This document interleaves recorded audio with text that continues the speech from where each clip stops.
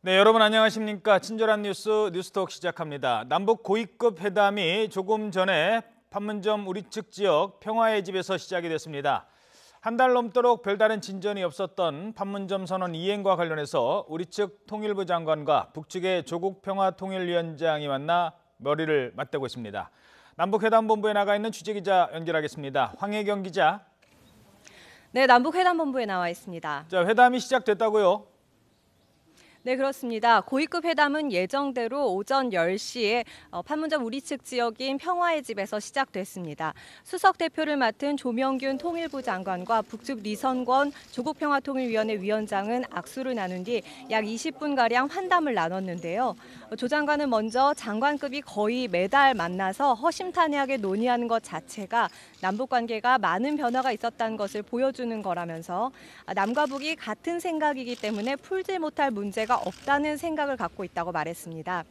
이에 대해 리 위원장은 회담 횟수가 많아졌지만 내용적으로도 아주 훌륭해졌다면서 논의하는 모든 문제점들이 남북관계 개선 발전을 추동하는 회담으로 명실공히 자리 잡았다고 평가했습니다. 또 리 위원장은 지난 1월에 이어 이번에도 회담을 기자단에 실시간 공개하는 방안을 제안하기도 했습니다. 회담 시작에 앞서 리 위원장은 오늘 회담 전망을 묻는 기자들의 질문에 판문점 선언 이행을 위해 왔다면서 아주 잘 될 게 분명하다고 언급하기도 했습니다. 올해 들어 세 번째로 열리는 고위급 회담에 우리 측에서는 조명균 통일부 장관이 수석 대표로 김정렬 국토교통부 2차관과 노태강 문화체육관광부 2차관 등 5명이 참석했습니다. 또 북측에서는 리선권 조국평화통일위원회 위원장을 단장으로 김윤혁 철도성 부상과 원기로 체육성 부상 등 5명이 참석했습니다. 또 오늘 회담에서 남북 산림협력과 관련한 논의가 진행될 경우 우리 측에서는 교체 대표로 산림청 류광수 차장도 참여할 예정인 것으로 알려졌습니다. 자, 한동안 북측이 취소하면서 이게 전망도 어려웠는데 어렵게 재개된 오늘 회담 어떤 얘기를 할 것으로 보입니까? 네, 오늘 회담이 기본적으로 판문점 선언 이행을 위한 회담인 만큼 판문점 선언에 언급된 사안들 위주로 논의가 진행될 것으로 보입니다.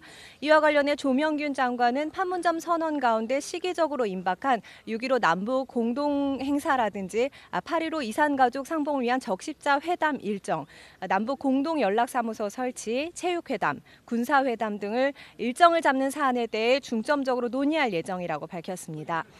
리선권 위원장도 판문점 북측 지역인 통일각에서 있었던 북미 실무 협상이라든지 싱가포르에서 열릴 북미 정상회담과 관련해서는 자신과 상관없는 일이라며 오늘 회담은 전적으로 판문점 선언 이행을 위한 것이라고 말하기도 했습니다. 또 남북 모두 철도와 체육 관련 당국자가 대표로 나선 점으로 미뤄 동해선, 경의선 연결과 8월 자카르타 아시안게임 공동참여 방안도 테이블 위에 오를 가능성이 있습니다. 하지만 관심이 높은 남북 경협 문제와 관련해서는 북미 간 비핵화談判이 여전히 진행 중인 만큼 본격적인 논의는 대북 제재 완화 이후에나 가능할 전망입니다. 특히 개성공단 재개 문제와 관련해 통일부는 오늘 회담 의제는 아니라면서 북핵 상황이 진전된 이후에나 논의가 가능하다는 입장을 밝히기도 했습니다. 또 오늘 회담에서는 그동안 북측이 지속적으로 문제를 삼았던 탈북 여종업원 송환 문제나 한미합동 군사훈련 등이 제기될 가능성도 있는데요. 이에 대한 우리 정부의 입장이 바뀐 게 없는 상황이라 만약 북측이 이를 문제 삼을 경우 다른 사안에 대한 논의가 지장을 받을 수도 있습니다. 다만 이번 회담이 양국 정상 간 합의에 의해 열린 자리이기 때문에 진행에 차질을 빚을 만큼 강도가 높지는 않으리란 전망이 우세한데요. 구체적인 상황은 오전 회담이 끝난 다음에야 윤곽이 드러날 것으로 보입니다. 지금까지 남북회담본부에서 YTN 황혜경입니다.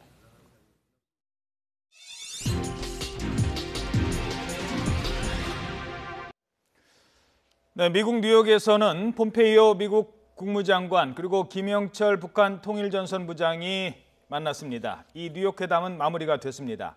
폼페이오 장관은 실질적인 진전이 이루어졌다 이렇게 얘기를 했고요. 김영철 부장도 트럼프 미 대통령에게 김정은 위원장의 친서를 전달할 것으로 알려지고 있습니다. 지금부터 두 분의 전문가와 함께 전망해 보도록 하겠습니다. 문성묵 한국국가전략연구원 통일전략센터장 그리고 정영태 북한연구소 소장 나오셨습니다. 안녕하십니까? 네, 안녕하십니까? 예. 자, 일단 폼페이오 얘기부터 들어보도록 하죠. 폼페이오 미국 국무장관 기자회견 자리에서 김영철 통전부장과의 회담 성과를 공개했습니다. 그 얘기부터 들어보도록 하겠습니다. We've made real progress in the last 72 hours towards setting the conditions. The conditions are putting President Trump and Chairman Kim Jong-un in a place where we think there can be real progress made by the two of them meeting. It does no good if we're in a place where we don't think there's real opportunity to place them together. We've made real progress towards that in the last 72 hours. 예, 마지막에 지난 72시간 동안 상당한 진전을 이뤘다라고 했는데 어떤 진전을 말하는 건지요? 예, 지금 이제 그 여권 조성이라고 얘기했거든요. 여권 조성은 트럼프 대통령과 김정은 위원장이 6월 12일 만나서 정상회담에서 합의할 합의문을 만드는 그 여건을 조성하는데 상당한 진전을 이루었다. 다시 말해 진전이라고 하는 것은 이 뒤에 있다가 앞으로 요만큼 나갔다는 얘기인데 그 진전이라는 게 최종 목표 지점 거의 다 도달했는지 여부는 분명히 밝히진 않았는데 예. 사실 지금 나오진 않았습니다만 제가 다른 보도를 통해서 확인한 것은 이 최종적인 합의에 이르기 위해서는 김정은 위원장의 현명한 결단이 있어야 된다라고 하는 걸 강조를 했습니다. 그러니까 아직은 결정적인 부분에서 김정은 위원장의 결단이 아직 없다라고 하는 걸 지금 암시하고 있는 것으로 생각이 됩니다. 예. 그러면 제가 이따가 질문 드릴 거 바로 질문 지금 먼저 드리죠. 그러면 그 과감한 결단이라는 건 무엇을 말하는 걸까요? 예, 그러니까 지금 사실 뭐 일각에서는 디테일의 악마는 디테일에 있다. 그래서 큰 틀에서는 합의했으나 예. 세부적인 내용에서 이견이 있어서 진통을 겪고 있다라는 그런 이제 분석도 있습니다만은 저는 보다 근본적인 문제에서 지금 진통을 겪고 있는 것이 디테일의 악마라고 하면 최고 지도자의 결단과 관련된 것이 아니거든요. 세부적인 거니까. 그렇죠. 그러나 이건 김정은 위원장의 통근 결단을 촉구하는 부분은 보다 근본적인 문제가 있지 않을까 하는 생각이 듭니다. 그러니까 우리 대통령께서 지난 26일 날 김정은 위원장과 만나서 완전한 비핵화의 의지가 있는 것을 다시 한번 확인했다. 분명히 확인했다 그랬고 어제입니다. 그 라브로프 러시아 외무상과 만난 자리에서도 조선반도의 비핵화의 의지는 확고하다 그랬는데 결국은 지금까지 나타난 걸 보면 비핵화라고 하는 용어를 같이 얘기하고 있습니다. 북한도 얘기하고 있고 미국도 얘기를 하고 있지만 그 비핵화의 대상과 기간과 그 추진하는 방법에 있어서는 차이가 있는 겁니다. 그러니까 북한은 조선반도라고 얘기하는 것은 우리는 북한의 비핵화인데 예. 북한은 한반도 전체 다시 말하면 우리 남쪽의 주한미군과 한미연합연습 전략자산의 전개 이걸 모두 포함하는 조선반도의 비핵화를 얘기를 하고 있고요. 예. 그다음에 방법도 미국은 CVID인데 북한은 C와 D만 얘기를 하고 있습니다. 예. 가운데 있는 V와 I는 얘기를 안 하고 있습니다. 이건 자기들이 반대한다고 분명히 김계관과 최선희 입을 통해서 얘기를 했습니다. 예. 검증과 되돌킬 수 없는 이 부분에 대해서 북한으로서는 그렇게 호응해주고 싶은 마음이 없는 것이죠. 예. 세 번째, 미국은 일괄 타결해서 단번에 합의를 하고 짧은 기간 내에 해야 된다는데 북한은 그걸 단계화하고 길게 하고 싶은 마음. 결국은 이런 부분에서 접점이 이루어지지 않고 있다라는 생각이 듭니다. 예, 알겠습니다. 아직은 좀 신중할 필요가 있다라는 말씀으로 그렇습니다. 알아듣겠습니다. 뭐 전문가시니까 같은 질문을 똑같이 드리도록 하겠습니다. 일단 먼저 지금까지 이렇게 쭉 진행되었던 북미 회담의 어떤 성과라고 할까요? 이 폼페이오가 말하는 그 성과 부분을 어떻게 해석하시는지요? 그런데 이제 이번에 폼페이오 국무장관이 이 김영철 통전부장하고 만나서 72시간 동안 만나서 한 결과 내용에서 이제 일단 환경 조성하는 데 있어서 상당 그 접근을 이뤘다. 이런 식으로 얘기를 했는데 그럼 그게 사실 환경 조성이 뭘까 하는 것이 어디까지나 이제 북미 정상회담을 6월 12일 싱가포르에서 열릴 수 있도록 하는 환경 조성이다. 예. 그럼 환경 조성이라고 하는 건 이제까지 북한이 흔히들 잘 써왔는 것이 뭐냐 하면은 자 그럼 항상 우리가 남북 대화를 할 때 남북 대화의 걸림돌이 뭐냐 그 환경 조성을 제대로 해야 된다. 그것이 안 되기 때문에 이 대화가 어렵다 이런 얘기를 했거든요. 그것을 이제 주로 보면은 이제 그 한미연합 군사 훈련이라든가 그리고 또 대북 압박과 제재와 같은 이런 환경이라든가 이것을 또 강조한다든가 이런 것들이 일단 미국으로부터 자제를 하겠다라든가 아니면은 최소한 어느 정도 원칙적인 차원에서 좀 합의를 봐준 것이 아닌가. 뭐 이렇게 본다면은 사실상 정상회담이 열리지 못할 그 환경은 아니거든요. 예. 그런 측면에 있어서는 이제 어느 정도 접점을 찾아가고 있다 이래 볼 수가 있는데 예. 그러나 그 내용에 있어서 이제 앞으로 어떻게 할 거냐 이제 하는 것인데 지금 이제 우리 그 문성국 장관께서 잘 얘기해 주신 게 북한은 아마도 이번 비핵화 과정을 자기들이 임의로 자기들의 어떤 자유로 그 이 비핵화에 대한 의지를 밝히기 위해서 거기에 대한 실천적 그 행동을 하겠다 이런 것이죠. 그럼 예. 자기들이 자유로 한 것을 뭐 검증을 한다든가 이것을 되돌릴 수 없도록 한다든가 이런 전제 조건을 이래 다른 것은 자기들은 하지 않겠다. 어디까지나 자기들은 세계적 어떤 평화를 위해 가지고 자발적으로 하는 것을 그 과시하고. 그래서 이제 대표적으로 이번에 풍계리 핵실험장과 같은 것입니다.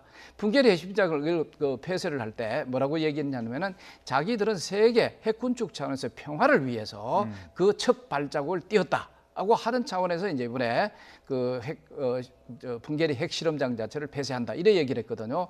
그러나 우리 입장에서는 그렇진 않았죠. 왜냐하면 전문가가 가서 그렇죠. 최소한 그것이 이 그 핵실험장 폐쇄를 통해서 더 이상 앞으로 그 핵실험을 할 수 없는 것인가 아닌가.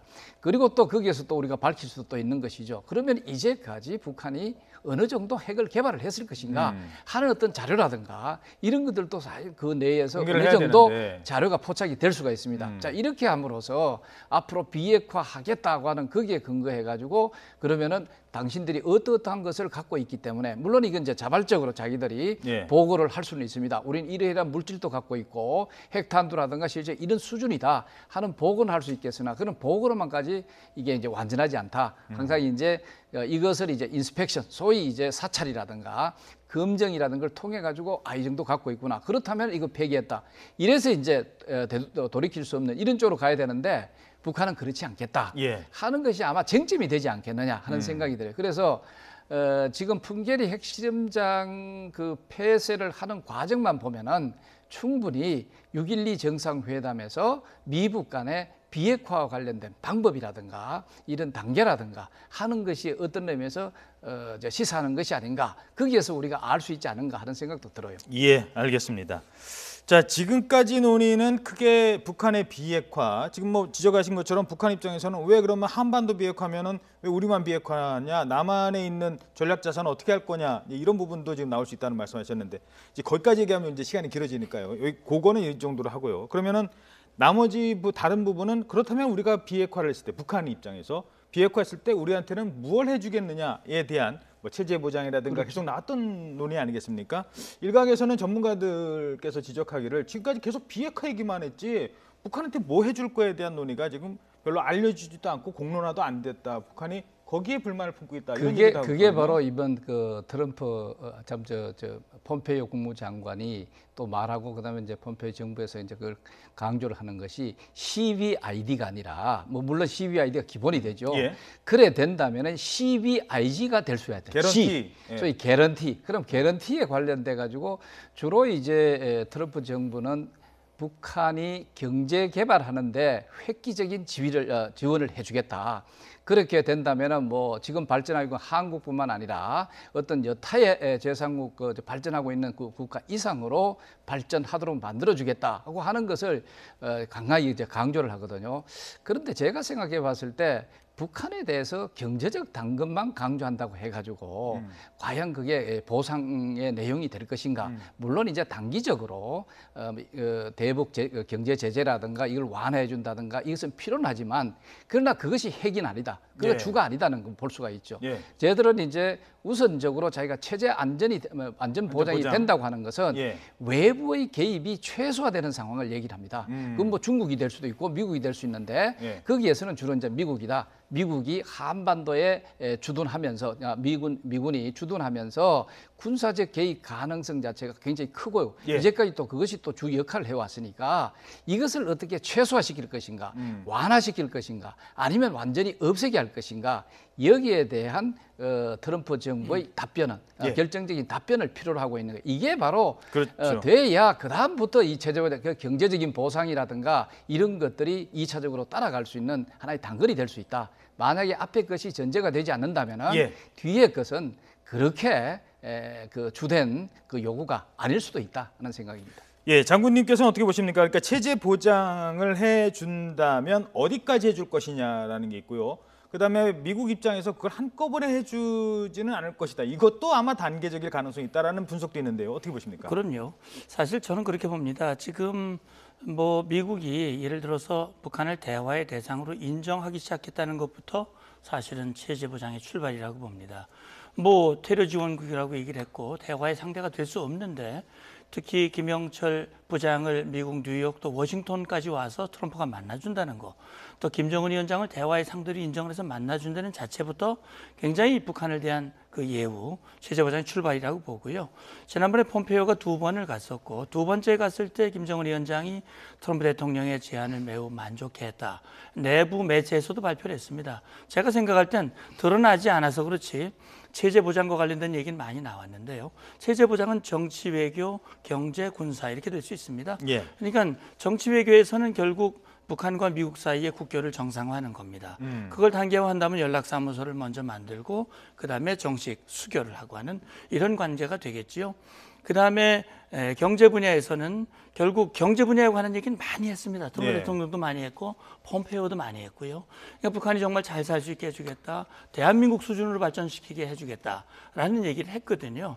그리고 이제 제가 볼 때는 금방 정 소장님도 말씀하셨지만 북한과 지금 가장 큰 걸림돌은 군사 안보 문제인 것 같습니다. 예. 그러니까 북한이 그동안 자기들의 핵 개발의 정당성을 미국의 대북 적대 정책으로 봤고 미국의 대북 적대 정책을 북한은 주한미군과 한미연합연습, 전략자산의 한반도 전개 이걸 자기들의 적대 정책 위협으로 봤기 때문에 그 부분에 대해서 미국이 가시적인 조치를 취해라라고 요구를 한다면 상당히 어려울 수 있는 거지요. 예. 그래서 제가 생각할 때는 지금 말씀하신 대로 북한이 단번에 비핵화, 완전한 CVID 방식의 비핵화가 된다면 CVIG도 아주 단번에 될 겁니다. 예. 그러나 그렇지 않다면 이것도 단계화될 수밖에 없는 것이죠. 예, 알겠습니다.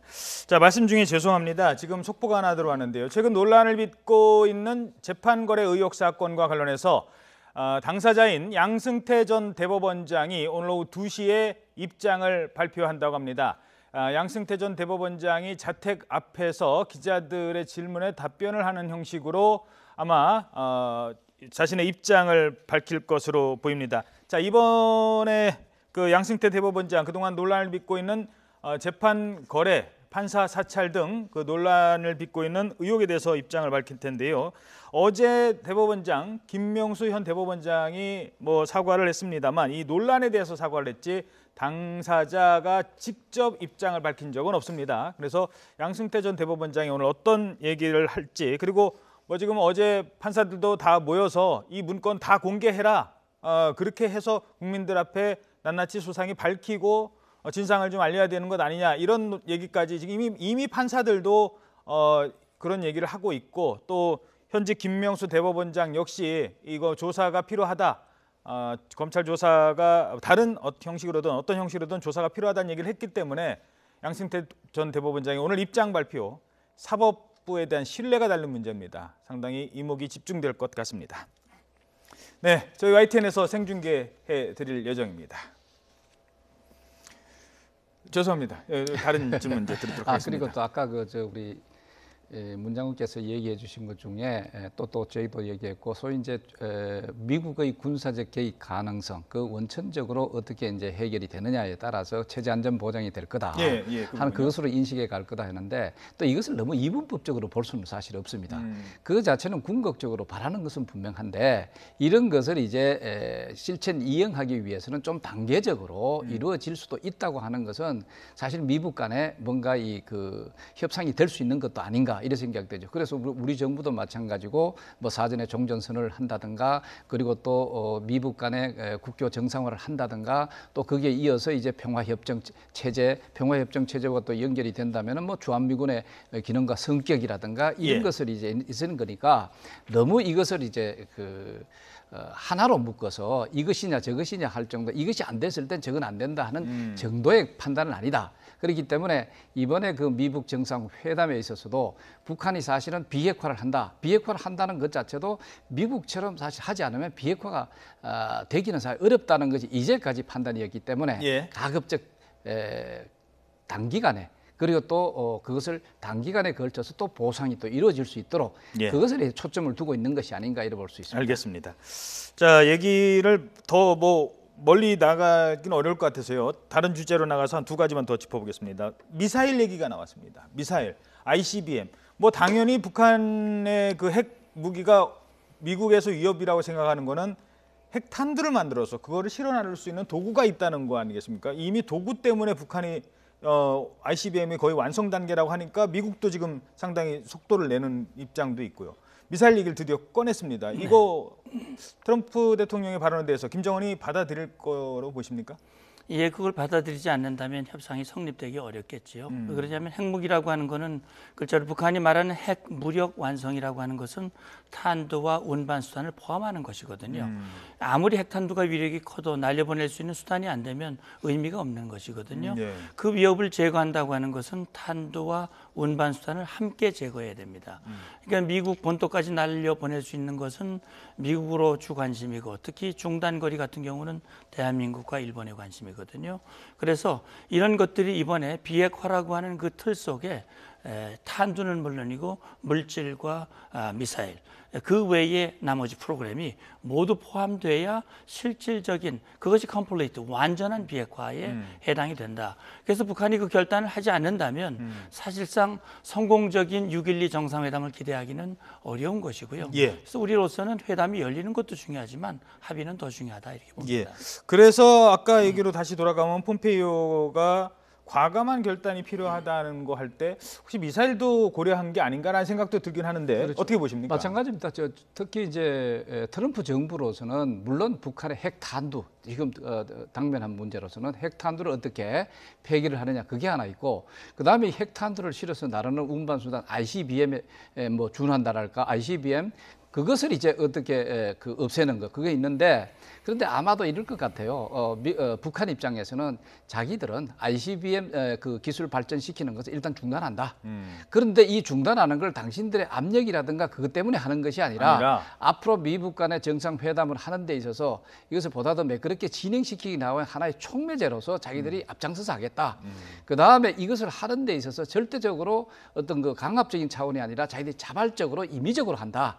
이렇게 한다면은 그 ICBM에 관련된 그것들을 일단 중단하는 그 선에서 이번에 정상회담에 임하고자 할 겁니다. 그렇기 때문에 북한은 기본적으로 핵과 미사일은 분리하려고 할 겁니다. 이건 분명히 다른 어떤 그것으로 이거 취급하고자 하고 지난번에도 마찬가지였지 않습니까?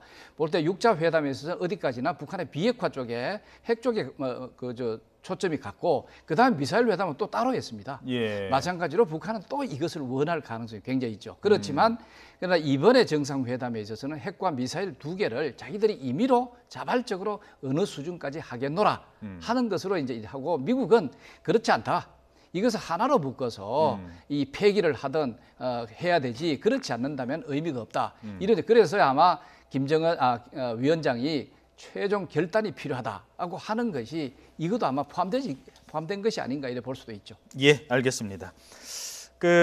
또 하나는 러시아입니다. 갑자기 러시아 라브로프 외상이 외무장관이 김정은 위원장을 만났어요. 그리고 조금 전에 또 들어온 얘기에 의하면 이 푸틴 대통령의 그 친서가 지금 전달이 됐을 거라고 했는데 지금 보니까요 중국도 그렇고 일본도 그렇고 러시아도 그렇고 주변국들이 중국이야 김영철이 만나고 갔으니까 어느 정도 패싱이라는 얘기가 좀 나온 건 그렇습니다만 육자회담 당사국 중에서 러시아, 일본이 약간 좀 물러난 느낌도 들거든요.